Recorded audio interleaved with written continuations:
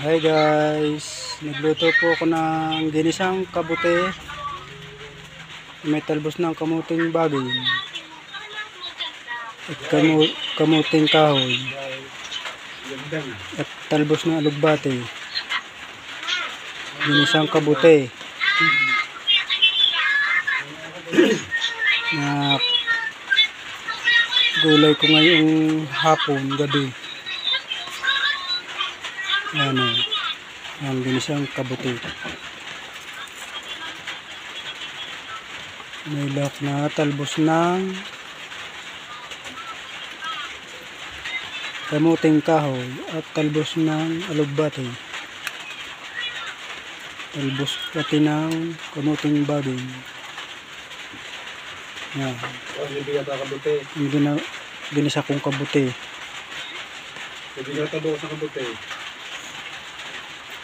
Ulam ko ngayong gabi. Kabute, may tabuka.